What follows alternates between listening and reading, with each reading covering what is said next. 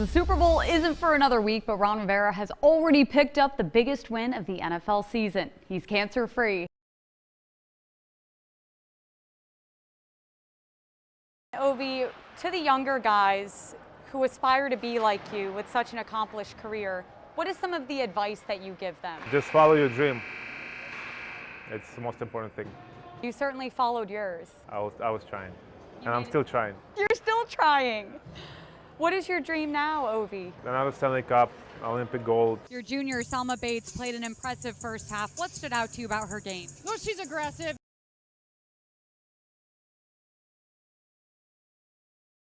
She said it's not only going to be an emotional day, but she's not saying thank you to these players just yet because there's still a lot more basketball to be played.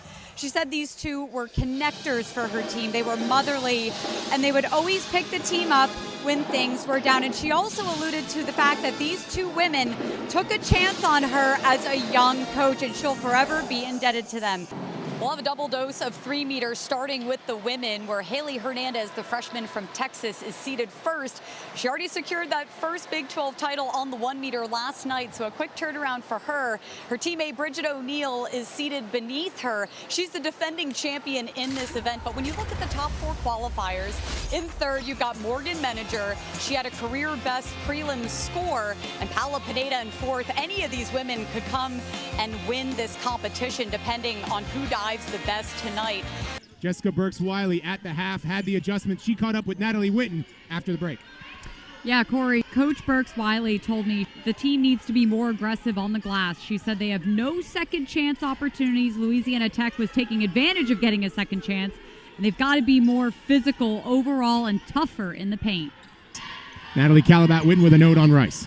Yeah, you notice Crossweight has that compression on her right leg. She actually missed the last 18 games last year with a knee injury. 22 points on Thursday was one off her season high of 23. So far, she's on a roll here today.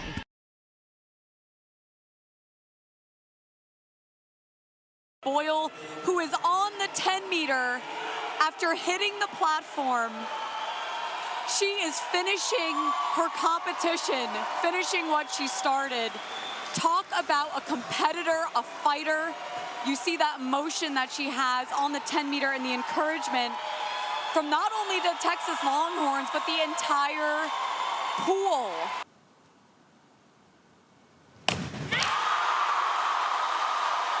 What a comeback, are you kidding me? The dive before she hits the platform. 86-40 for Janie Boyle. What a comeback. And she comes back and drills this dive. She gets a 10 on this dive, and rightfully so, she deserves it.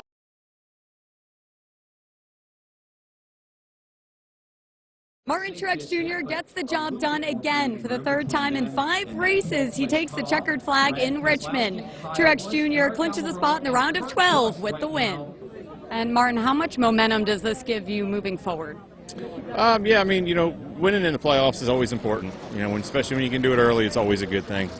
We'd love to win one race every round and not have to worry about, next week we don't have to worry about Bristol, and that's always a good feeling. So we'll go there, try to race for some stage wins, hopefully, and, take it on to the next round and see what we can do there.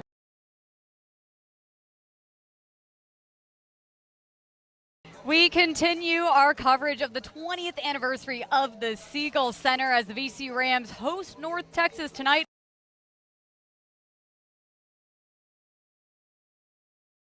Tre'Dasia Smith to McMakin.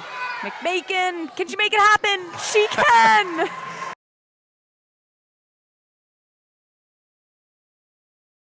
Speaking of that Title IX document, it's in this building. We got to see it before we came up here. What does seeing that mean to you all, to all of you? It changed the entire landscape for women, and I think there's a lot of people in this room or watching that can agree with me. How can young women and girls continue to break barriers in their sports? Yeah, that's a really good question. I think kind of what you're saying is that you should lean on your community